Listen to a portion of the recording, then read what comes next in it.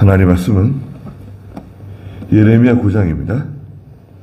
예레미야 9장 15절 말씀부터 말씀 보겠습니다. 예레미야 9장 15절. 그러므로 만군의 여호와 이스라엘의 하나님께서 이같이 말씀하시기를, 보아라, 내가 그들 곧 이 백성에게 쑥을 먹이며 동물을 마시게 할 것이다. 그들과 그들의 조상들이 알지 못하던 민족들 가운데 흩어버리고 그들을 전멸시킬 때까지 그들 뒤에 칼을 보내겠다 하셨다. 그랬습니다.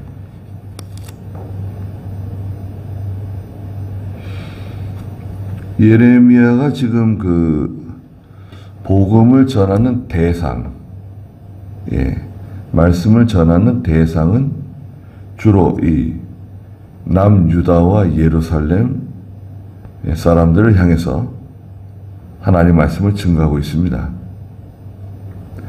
남유다와 예루살렘은 그래도 믿음이 좋은, 말하자면 참 교회, 참 성도라고 할 수 있어요. 그런데 현실은 13절, 14절에 말씀하신 것처럼 그들이 내가 그들 앞에 두었던 나의 율법을 버렸다는 거죠. 하나님 말씀 버려요. 성경대로 하는 것을 싫어하는 시대가 되었다. 두 번째는 내 목소리를 듣지 않는다. 말씀 듣는 거, 설교 시간이 길다 고 말하고. 근데 제가 보니까요, 우리나라에도 한 2시간씩 설교하시는 분이 있더라고요. 교회도 제법 크고 한 2시간 가까이 설교. 뭐 들으려면 듣고 말려면 말을 하는 식이에요. 올려면 오고 힘들면 오지 말고 알아서 하라고. 근데 그 말씀이 좋아서 교인들이 많이 오는 것 같아요. 과거에 김현모 목사님도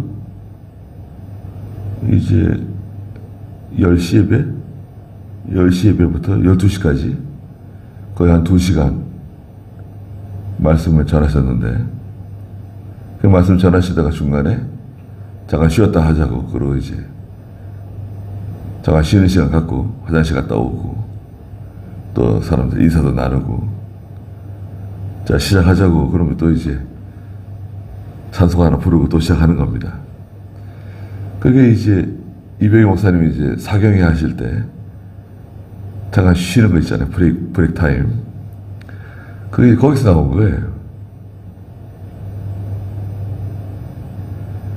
하나님 목소리 듣기 싫어하는 시대. 또 그대로 행하지 않았다. 하나님 말씀대로 하지 않았다는 거죠. 그리고 14절에는 자기 고집대로 나간 시대다. 자기가 강한 시대. 자기가 다 강해요. 자기에게 안 맞으면 싫다는 거예요. 아무리 하나님 말씀이 그래도, 성경 말씀이 그래도 자기와 맞지 않으면 싫다는 거죠. 그리고 바알들을 따라가다. 자기 우상들을 다 만들고 그 우상들 섬기고 우상 따라가는 겁니다. 우상이라고 하는 것은 자기가 좋아하는 대상을 말해요.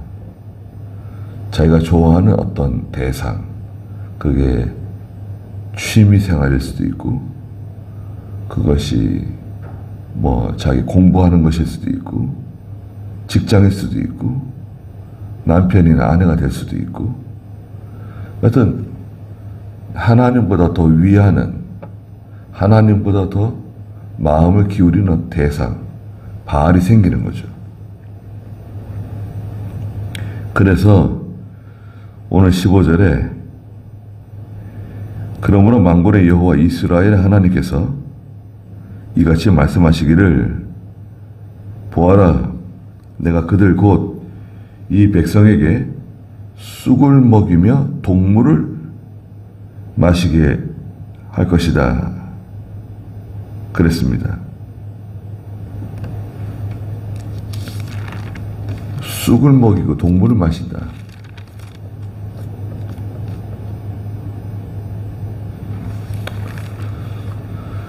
하나님께서 아주 고통스러운 일을 당하게 하신다는 거죠. 쑥물을 마시고 동물을 마신다고 하면 배 속이 뒤틀리겠죠. 배가 아프겠죠.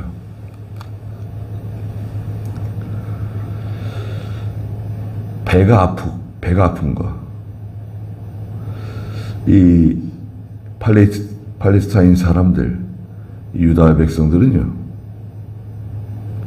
고통스러운 일, 괴로운 일, 마음 아픈 일을 만나게 되면 이 배를 두드렸어요. 배. 아고 배를 두드리는 거예요. 우리는 가슴을 치잖아요. 아이고 가슴을 치는데 이 이스라엘 사람들은 배를 두드려요. 왜냐하면 이 배 속에 저 깊은 곳에 콩팥이 들어있잖아요. 콩팥은 우리 온몸에 딱 중심에 콩팥이 들어있어요. 그래서 이 이스라엘 사람들은 그 콩팥에 마음이 있다고 생각합니다. 그 배를 두드려요. 아고 쑥을 먹고 동물을 마시게 되면 배가 뒤틀리겠죠. 그러니까 가슴 아픈 일, 마음 아픈 일을 만나게 된다는 뜻을 갖고 있다고 할 수 있어요. 그 13장 17절 보시면 만일 너희가 그것을 듣지 않는다면, 듣지 않는 거 있잖아요. 하나님의 말씀을 듣지 않는 거. 만일 너희가 그걸 듣지 않게 되면 내 심령이 너희의 교만 때문에 남몰래 울며 내 눈이 여호와의 양떼가 사로잡혀가는 것 때문에 통곡하며 눈물을 흘릴 것이다. 예레미야가 눈물을 흘린다는 거예요. 남몰래 통곡하고 눈물을 흘릴 거다. 양떼들이 다 사로잡혀갈 거다. 그 예레미야는 좋은 선지자죠. 예레미야는 이제 백성들에게 닥쳐올, 장래에 닥쳐올 환난을 미리 내다보고 대신 울어주는 거예요. 대신 회개하는 거예요. 이건 피하기는 힘들 것 같아요. 이것은 그러니까 정해진 거예요. 장차 도래할 환난은 정해져 있는데 그나마 하나님께서 너무 많이 진노하지 않도록 대신 기도해주고 대신 눈물을 흘려주고, 뻔히 보이는데요. 앞으로 일어날 일이 뻔히 보이는데 글쎄 그것을 못 본 채 하기는 쉽지 않을 것 같아요. 대신 기도해주는 사람. 자녀들도 그렇습니다. 자녀들도 하는 행실을 봤을 때 앞으로 어떻게 될 것 같다. 그런 거 있잖아요. 잘 될 것 같다. 내 자녀지만 잘 안 될 것 같다. 희망이 별로 없다. 그래도 예, 믿음 있는 부모가 그 자녀를 위해서 계속 기도해주고 계속 눈물을 흘려준다고 하면 그것만큼 고마운 일이 있을까요? 그것만큼 감사한 일은 없을 것 같아요. 네. 또 그게 효과가 있죠. 하나님이 또 기도를 들어주시죠. 16절에 그들과 그들의 조상들이 알지 못하던 민족들 가운데 흩어버리고, 예, 알지 못하는, 조상들도 알지 못했던 그 민족들 가운데 다 흩어버린다는 거예요. 종살이 하니까요. 가서 종살이 하니까 같이 다 끌려가가지고 거기서 모여서 사는 게 아니라 뿔뿔이 다 종으로 팔려가고 남의 집안 종살이하고 모슴살이하고 이렇게 하는 겁니다. 그들을 전멸시킬 때까지 그들 뒤에 칼을 보내겠다 하셨다 그랬습니다. 전멸시킬 때까지 뿌리를 뽑아버린다는 거예요. 그 민족을 망하게 하시려고? 망하지 않아요. 민족이 없어지는 건 아닙니다. 근데 뿌리를 뽑는 거는 죄, 그 죄의 그 못된 습성, 그 고집, 하나님 말씀 듣기 싫어하는 마음, 그걸 제거하시는 거예요. 우리도 내 자신이 하나님 말씀 싫어하고 하나님 말씀 듣는 거 싫어하고 순종하는 거 싫어한다고 하면 그건 좋은 사인이 아니죠. 14장 12절에 보면 그들이 금식해도 내가 그들의 부르짖음을 듣지 않겠으며 그들이 번제와 곡식 제사를 바칠지라도 내가 그것을 기뻐하지 않을 뿐만 아니라 내가 칼과 기근과 전염병으로 그들을 멸망시키겠다. 그 어떤 그 임계점이 있어요. 어떤 임계점. 그 임계점을 지나가게 되면, 넘어서게 되면 그때는 이걸 돌이킬 수가 없어요. 그때는 금식해도 안 돼. 효과가 안 돼. 통곡하고 부르짖고 눈물 쏟는다고 해결되는 게 아니에요. 그때는 그냥 오롯이 그냥 다 받는 거예요. 번제를 드리고 곡식 제사를 드리고 그래도 하나님이 기뻐하지 않으신대요. 하나님께서 칼, 성 바깥에 있는 사람은 칼에 망하고 성 안에 있는 사람은 기근과 전염병으로 하나님께서 치시겠다는 거예요.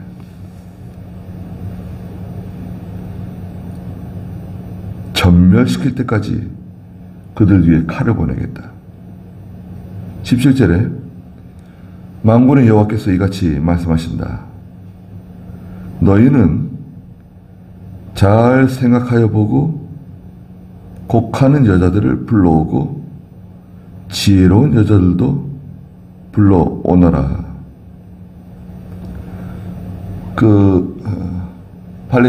팔레스타인 사람들 있죠. 특히 유다 백성들도 그렇고요. 집에 이제 슬픈 일이 생기잖아요. 어머님이 돌아가셨다. 아버님이 돌아가셨다. 자녀가 세상을 떠났다. 이제 좀 슬픈 일이 생기면 처음에 곡을 해요. 곡을 하는데 계속 울고 싶은데 계속 울 수가 없잖아요. 우는 것도 뭐 기운이 있어야지 뭐 울죠. 네. 그래서 곡하는 여자들을 돈을 주고 사가지고 와요. 곡하는 사람들을 사요. 그 사람들이 이제 호곡꾼이라 그러는데, 호곡꾼. 하고 대신 울어주는 사람들이에요. 대신 울어주는 사람들을 데려오라는 거예요.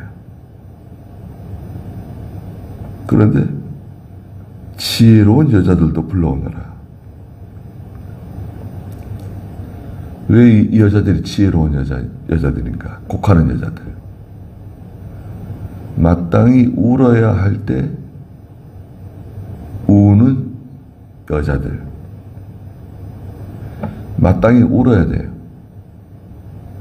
앞으로 찾아올 환난을 내다보고 우는 사람.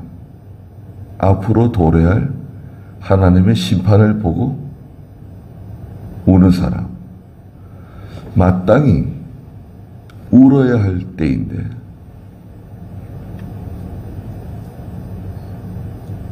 울지 않고 다들 좋아해요. 기뻐해요. 노아의 때와 같다. 아무 일이 일어나는 것 같지 않아요. 네, 아무 일이 일어나지 않죠. 네. 그 날이 도래할 때까지 아무 일이 일어나지 않아요. 마치 예전에 우리 그 일본에 쓰나미 왔었잖아요. 그쵸, 후쿠오카에. 그 TV에 보면 저 쓰나미 그 검은 시커먼 바닷물이 막 밀려오고 있잖아요. 높이가 3m, 한 5m, 심지어는 뭐 10m 이상 되는 그런 물이 막 동네로 밀고 들어오는데, 이쪽에 있는 사람들은 자전거 타고 가는 사람, 차 타고 움직이는 사람들, 동네 사람들 전혀 모르고 이 위에서 헬기에서 막 찍고 있는데, 그건 뭐 어떻게 설명할 수가 있어요? 도망가라고 아무리 외쳐도 이미 그때 늦었어요. 이게 뭐 속도가 얼마나 빠른지 모릅니다. 네. 바다에서는요, 그 쓰나미가 보통 200-300km로 와요. 200-300km로 오다가 육지에 탁 이제 올라서게 되면 속도가 많이 줄지만 그래도 상당히 빠르죠. 그 바다의 뻘, 진흙 이런 거 다 가지고 그냥 밀고 들어오는데, 거기서 뭐 사람을 찾아낼 수 있어요. 뭐 우리 집이 어디 있는지 찾을 수가 있어요. 아무것도 못해요. 임박한 환난, 임박한 하나님의 심판을 바라보고 선지자는 우는 거예요. 그 지혜로운 여자들, 지혜로운 성도들, 믿음 있는 성도들이 운다는 거죠. 그런 지혜롭고 믿음 있는 성도들이 울어야 되지 않겠는가. 18절에 그들이 서둘러서 우리를 위해 슬피 곡하게 하여 우리 눈에 눈물이 흐르고 우리의 눈꺼풀에서 물이 쏟아지게 하여라. 호곡꾼이 열심히 옆에서 울어주면 눈물이 말랐다가도 또 눈물이 또 솟아 올라가지고 또 같이 울 수 있다는 거죠. 옆에서 우니까 또 같이 우는 거예요.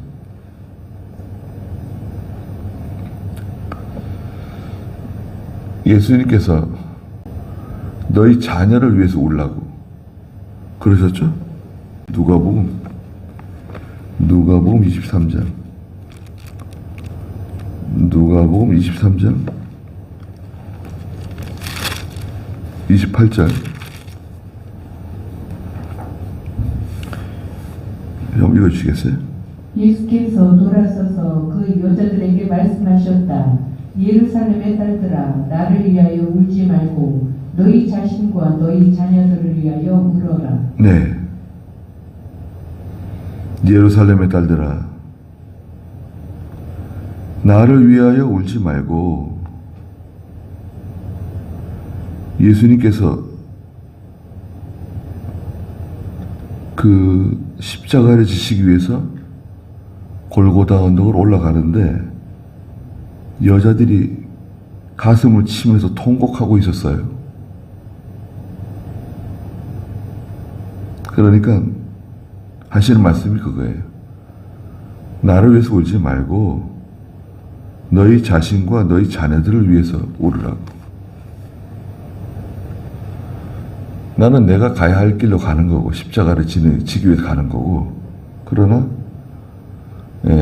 너희와 너희 자녀들이 당할 그 환난, 고난을 생각하고 울라는 거죠.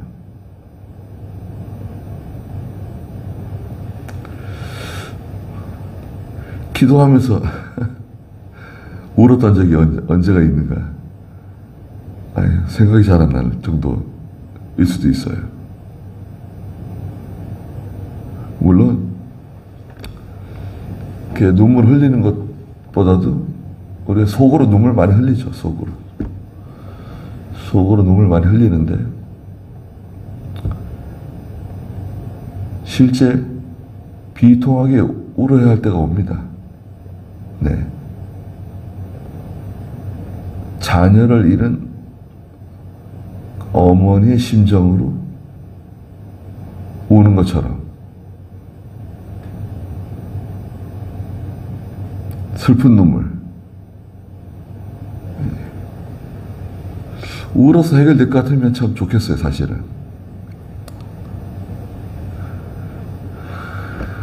그래도 울 수 있다고 하면 하나님 앞에 우는 거죠. 19절에 통곡하는 소리가 시온에서 들린다는 거예요. 지금 들리는 건 아니죠. 앞으로 한참 뒤에 시온에 사는 사람들이 통곡할 그 소리가 들린다는 거죠. 어찌하여 우리가 망하여 이토록 수치를 당하는가? 우리가 그 땅을 떠난 것은 그들이 우리의 거처를 파괴하였기 때문이다. 고 말한다는 거죠. 그러나 그게 아니다 이거죠. 우리가 그 거처를 잃어버린 것, 너희가 그 거처를 잃어버린 것은 그 파멸시키는 사람, 파괴자 때문에 그렇게 된 것이 아니라 너희 죄가, 그 죄로 인해서 하나님께서 너희 가운데 파멸을 가져왔다는 거죠. 20절에 여자들아 여호와의 말씀을 들어라. 너희 귀로 그 입의 말씀을 받아. 여자들은 유다 백성들, 하나님의 성도들. 여자들아 여호와의 말씀을 들어라. 너희 귀로 그 입의 말씀을 받으라는 거예요. 버리지 말고 그 말씀을 잘 간직하고 너희 딸들에게 슬피 곡하는 방법을 가르쳐 줘라. 너희 딸들에게 그 슬피 우는 방법을 가르쳐 주라고. 회개하는 방법을 가르쳐 주라고. 하나님께 단식하는 하나님의 심판을 돌이킬 만한, 하나님의 보좌를 움직일 만한 통곡, 곡하는 방법을 가르쳐 줘라. 또 각기 자기 이웃에게 슬픈 노래를 가르쳐라. 사망이 우리 창문으로 올라오며 우리 궁궐로 들어와 거리에서는 어린아이를, 광장에서는 청년들을 면하려 한다. 사망이 몰려오고 있어요. 사망의 그림자가 드리워지고 있어요. 피하는 건 쉽지 않죠. 네. 또 막을 수가 없어요. 왜냐하면 말씀드렸던 그 임계점은 지났어요. 하나님께서 긍휼이 많으시고 오래 참으시고 은혜로 오셔서 계속 기다리고 참고 선지자를 보내고 계속해서 부지런히 말씀해 주셨거든요. 그 시기가 지나간 거예요. 기회가 지나갔어요. 이제는 울어도 소용없고 이제 뭐 손을 들고 부르짖고 아무리 외쳐도 효과가 없어요. 우리가 말씀을 듣는 거, 말씀을 듣고 있다. 좋은 거죠. 그리고 그 말씀이 또 내 속에서 간직하고 말씀 듣는 거 좋아하고 그 말씀대로 살아가려고 한다. 야, 그건 참 하나님이 우리에게 주신 은혜예요. 나에게 주신 은혜예요. 절대 다 그렇지 않습니다.